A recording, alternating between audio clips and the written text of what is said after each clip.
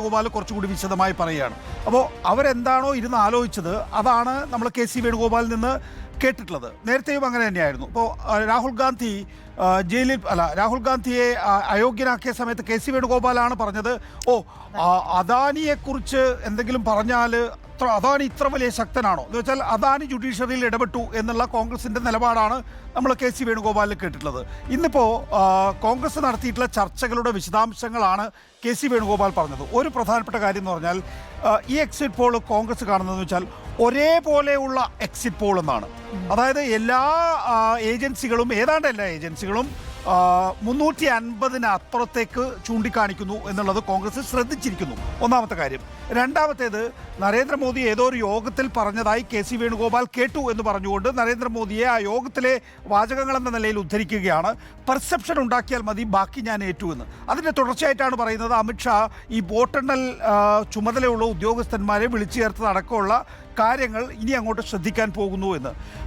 മാത്രമല്ല, കെ.സി. വേണുഗോപാൽ പറയുന്ന മറ്റൊരു കാര്യം എന്ന് പറയുന്നത് ഈ നേട്ടം ഞങ്ങൾ അംഗീകരിക്കാൻ തയ്യാറല്ല. ഇതുപോലുള്ള എക്സിറ്റ് പോൾ ഫലത്തിൽ ഉള്ള നേട്ടമാണ് ഉണ്ടാകുന്നത് എങ്കിൽ ആ നേട്ടം ഞങ്ങൾ അംഗീകരിക്കാൻ തയ്യാറല്ല. ഞാൻ കഴിഞ്ഞ ദിവസം തന്നെ പറഞ്ഞിരുന്നു 240-250 മുകളിലാണ് പോകുന്നതെങ്കിൽ എന്നെ സംബന്ധിച്ചിടത്തോളം അത് വിശ്വസിക്കാൻ പാടാണ്.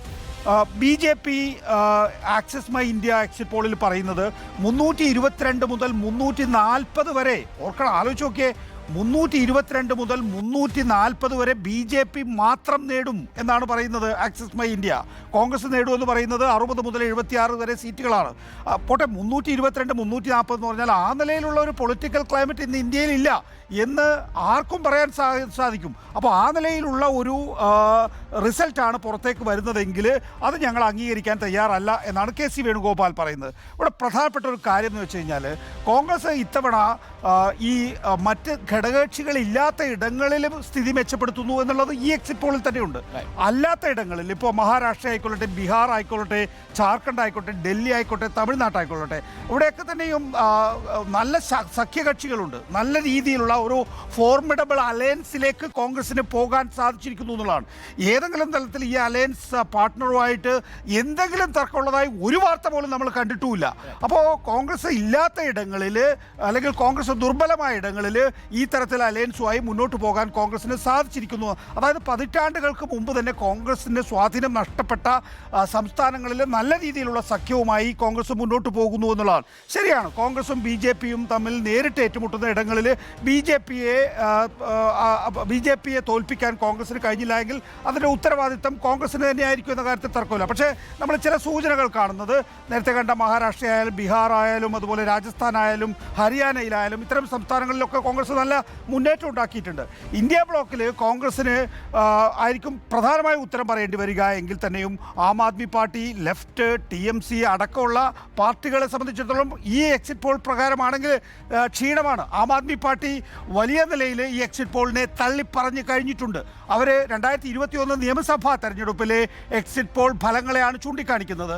2021 അവിടെ BJPക്ക് ഒറ്റയ്ക്ക് കേവല ഭൂരിപക്ഷം കിട്ടും എന്നായിരുന്നു പ്രധാനപ്പെട്ട എക്സിറ്റ് പോൾ ഫലങ്ങൾ പറഞ്ഞിട്ടുള്ളത്.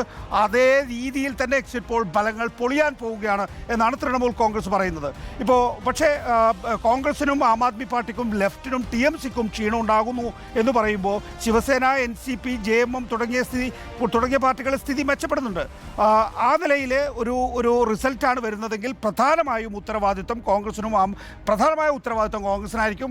ആം ആദ്മിയും ലെഫ്റ്റും തൃണമൂൽ കോൺഗ്രസും ക്ഷീണം സംഭവിക്കും. ആ നിലയിലുള്ള ഒരു സാഹചര്യം ഇന്ത്യയിൽ ഇല്ല എന്നാണ് കോൺഗ്രസ് വിലയിരുത്തിയത് എന്നാണ് കെ.സി. വേണുഗോപാലിന്റെ വാക്കുകളിൽ നിന്ന് ഞാൻ മനസ്സിലാക്കി. അവിടെ ഒരു കാര്യം എനിക്ക് പറയാനുള്ളത്, ഇപ്പോൾ ഈ പറഞ്ഞിട്ടുള്ള എക്സിറ്റ് പോളുകൾ വെച്ച് നോക്കുകയാണെങ്കിലുണ്ടല്ലോ, ഒരൊറ്റ പാർട്ടി മാത്രമാണ് ഇന്ത്യ ബ്ലോക്കിൽ സഖ്യകക്ഷി എന്ന നിലയ്ക്ക് പെർഫോം ചെയ്യുക. അത് DMK മാത്രമാണ്. തമിഴ്നാട്ടിൽ DMK കഴിഞ്ഞ തവണത്തേക്കാളും കുറവാണ്. എന്നാലും 1-2 സീറ്റിന് വ്യത്യാസമേ ഉള്ളൂ. ബാക്കി ഒരു സഖ്യകക്ഷിയും ഇപ്പോഴത്തെ എക്സിറ്റ് പോൾ ഫലപ്രകാരം പെർഫോം ചെയ്യില്ല. ഇപ്പോൾ ഉദാഹരണത്തിന് സമാജ്വാദി പാർട്ടി ഉത്തർപ്രദേശിൽ പെർഫോം ചെയ്യില്ല. അതേപോലെ തന്നെ RJD പെർഫോം ചെയ്യില്ല. ശിവസേന ഉദ്ധവ് താക്കറെ പക്ഷം പെർഫോം ചെയ്യില്ല, അജിത് പവാർ ശരത് പവാർ പക്ഷം NCP പെർഫോം ചെയ്യില്ല. കാരണം വെച്ചാൽ മിനിമം സീറ്റുകളാണ് ഇവരൊക്കെ കിട്ടാൻ പോകുന്നത്. കോൺഗ്രസ് ഒട്ടും തന്നെ പെർഫോം ചെയ്യില്ല. അതായത് entire India block is not performing. അല്ല, അങ്ങനെയല്ല. കോൺഗ്രസ് പെർഫോം ചെയ്യുന്നില്ല, ആം ആദ്മി പെർഫോം ചെയ്യുന്നില്ല, ലെഫ്റ്റ് പെർഫോം ചെയ്യുന്നില്ല, TMC പെർഫോം ചെയ്യുന്നില്ല. അതേസമയം ഈ ഇവരുടെ മഹാരാഷ്ട്രയിലുള്ള എക്സിറ്റ് പോൾ അനുസരിച്ച് ശിവസേന ഉദ്ധവ് താക്കറെ വിഭാഗവും ശിവസേന ഷിൻഡെ വിഭാഗവും തമ്മിലുള്ള ഏറ്റുമുട്ടലിൽ ഷിൻഡെ വിഭാഗത്തെ അട്ടിമറിക്കാൻ സാധിച്ചിട്ടുണ്ട് ശിവസേനയ്ക്ക്. അതേസമയം തന്നെ NCPക്ക് NCP ശരത് പവാർ പക്ഷത്തിന് NCP അജിത് പവാർ പക്ഷത്തെ അട്ടിമറിക്കാൻ സാധിച്ചിട്ടുണ്ട്. ബാരാമതിയാണല്ലോ മത്സരങ്ങളുടെ ഒരു മദർ കോൺസ്റ്റിറ്റ്യുവൻസി എന്ന് പറയുന്നത്.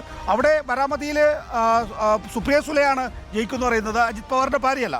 ഈ മൂന്ന് പാർട്ടികളെ സംബന്ധിച്ചോളം തൽക്കാലം കഴിച്ചിലാവുമെങ്കിലും പക്ഷേ ആം ആദ്മിയും കോൺഗ്രസും ആം ആദ്മിയും ലെഫ്റ്റും അല്ലെങ്കിൽ TMCയും ദുർബലമാകുന്ന ഒരു സ്ഥിതിവിശേഷം ഉണ്ടാവും. അവിടെ തന്നെ ഞാനൊരു സംശയം ചോദിച്ചിട്ടുണ്ട്. പക്ഷേ അവിടെ തന്നെ വളരെ നോമിനൽ പെർഫോമൻസ് ആണല്ലോ. ഇപ്പം RJDക്ക് എത്ര സീറ്റാ പറയുന്നത്? പരമാവധി അവിടെ 6 സീറ്റ് അത്രേ ഉള്ളൂ. പൂജ്യത്തിൽ നിന്നാണ്, അത് സമ്മതിക്കുന്നു. പക്ഷേ ഈ നേരത്തെ നമ്മൾ പറഞ്ഞു വന്നിരിക്കുന്ന ഈ പൊളിറ്റിക്കൽ ക്ലൈമറ്റ് ഉണ്ടല്ലോ, ഈ പൊളിറ്റിക്കൽ ക്ലൈമറ്റ് വെച്ച് നോക്കുകയാണ് എങ്കിൽ ബീഹാറിൽ എന്ന് പറഞ്ഞാൽ തൂത്തുവാരി വിജയിക്കണം. അതേപോലെ തന്നെ മഹാരാഷ്ട്രയിൽ വലിയ രീതിയിൽ മുന്നേറ്റം നടത്തണം.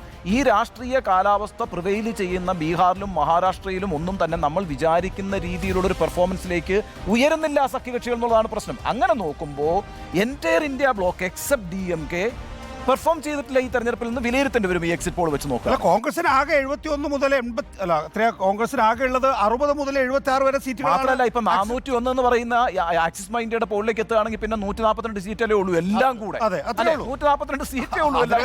അതിനകത്ത് ഏറ്റവും വലിയ കക്ഷിക്ക് കിട്ടാവുന്ന സീറ്റാണ് 60 മുതൽ 76 വരെ. 60 മുതൽ 76 വരെ എന്ന് വെച്ചാൽ ജസ്റ്റ് പിന്നെ പ്രതിപക്ഷ നേതൃ പദവി കിട്ടാനുള്ള, അതായത് 10% അല്പം മുകളിൽ കിട്ടാനുള്ള അത്രേ ഉള്ളൂ.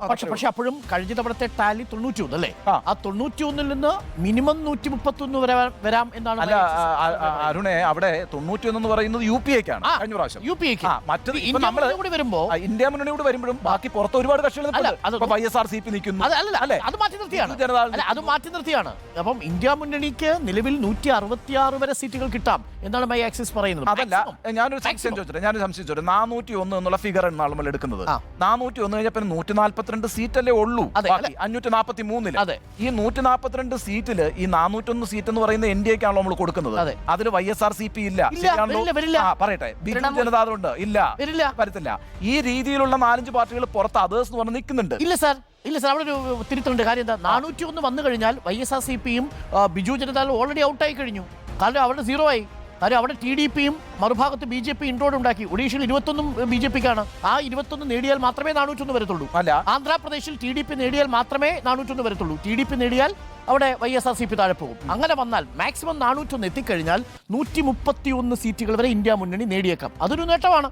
കഴിഞ്ഞ തവണത്തേക്കാൾ നില മെച്ചപ്പെടുത്തുന്നുണ്ട്. 401 നേടുന്ന ഘട്ടത്തിൽ പോലും ഇനി കുറവാണെങ്കിലോ ഏറ്റവും മിനിമം പറയുന്നത് എത്രയാ? 361 ആണ് NDA നേടുന്നതെങ്കിൽ 166ലേക്ക് ഇന്ത്യ മുന്നണിയുടെ ടാലി പോകാമെന്നാണ്. ഒരു മിനിറ്റ്, അതായത് അരുൺ, അതായത് ഇപ്പൊ KC വേണുഗോപാൽ മൊത്തം ഇന്ത്യയിലെ സ്ഥിതിഗതികൾ വിലയിരുത്തിയിട്ടാണല്ലോ പുറത്തേക്ക് വന്ന മാധ്യമങ്ങളോട് സംസാരിക്കുന്നത്. പ്രധാനമായും അദ്ദേഹം എടുക്കുന്ന സാമ്പിൾ ഏതാണെന്നറിയാമോ? കേരളത്തിലെ 27% BJPയുടെ വോട്ടാണ്. അതിനെയാണ് പരിഹസിച്ചുകൊണ്ട് സംസാരിക്കുന്നത്. 27% CPMന്റെ വോട്ട് ഷെയറിനോടൊപ്പം 27% വോട്ട് ഷെയർ കിട്ടും എന്നാണ് പറയുന്നത്. അവിടെ ഒരു തരത്തിലും അതിനുള്ള സാധ്യത ഇല്ല എന്ന് സുധാകരൻ പറയുമ്പോൾ, KC വേണുഗോപാൽ പറയുമ്പോൾ സുധാകരൻ്റെ ഒരു ബൈറ്റ് കൂടിയുണ്ട്. സുധാകരൻ പറയുന്നത് എന്താ പറയുക, ഭാവിയിൽ ഇത്രയും സീറ്റുകൾ കിട്ടില്ല എന്ന്, BJPക്ക് ഇത്രയും സീറ്റ് കിട്ടില്ല, പച്ചക്ക് പറയാണ്. അതെ, ഇതിനകത്ത് പ്രധാനപ്പെട്ട കാര്യം ഇത് തന്നെ. നമ്മളുടെ മെത്തഡോളജി തന്നെയാണ് അവർ ഉപയോഗിച്ചിരിക്കുന്നത്. നമ്മൾ എങ്ങനെയാണ് ഈ എക്സിറ്റ് പോളുകൾ എക്സാക്ട് അല്ല എന്ന് പറയുന്നത്? നമ്മൾ പറയുന്നത് കേരളത്തിൽ 12% ഗ്രോത്ത് BJPക്ക് അസംഭവ്യമാണ്. 27% എന്നുള്ളത് അൺറിയലിസ്റ്റിക് ആണ്. അപ്പോൾ അത് എക്സാക്ട് അല്ല. ഇതുപോലെ തന്നെ നമ്മൾ ഈ കേരളം പറയുമ്പോൾ കർണാടക ഇതേ അവസ്ഥ തന്നെയാണ്. കർണാടകയിൽ നമ്മുടെ മുന്നിൽ നമുക്ക് വെള്ളം പോലെ അറിയാവുന്ന സ്ഥലങ്ങളാണ് കേരളവും കർണാടകയും. അവിടെ ഈ 2 പ്രശ്നങ്ങൾ കാര്യമായിട്ട് നിൽക്കുന്നുണ്ട്. പ്രത്യേകിച്ച് കർണാടകയാണ് KC വേണുഗോപാലിനെ സംബന്ധിച്ച് ഏറ്റവും കൂടുതൽ. കേരളവും കർണാടകയുമാണ്. ആ കർണാടകയിൽ തന്നെ പറയുന്നത് നോക്കൂ. കർണാടകയിൽ KC മിനിമം പ്രതീക്ഷിക്കുന്ന നമ്പറുണ്ട്, 13 എന്നുള്ള നമ്പർ, ഡബിൾ ഡിജിറ്റ് നമ്പർ, 13 നമ്പറാണ് കോൺഗ്രസ് കർണാടകയിൽ കരുതിയിരിക്കുന്നത്. ശിവകുമാർ പറഞ്ഞിട്ടുണ്ട് ഇന്നലെ തന്നെ, എന്ത് പൊട്ടക്കണക്കാണ് ഈ പറയുന്നത്, ഞങ്ങൾക്ക് കൈകൊണ്ട് എണ്ണിയെടുക്കാവുന്ന ഒരു 10 സീറ്റ് മിനിമം പിന്നെ കർണാടകയിലുണ്ടെന്ന് പറയുന്നത്. നമുക്ക്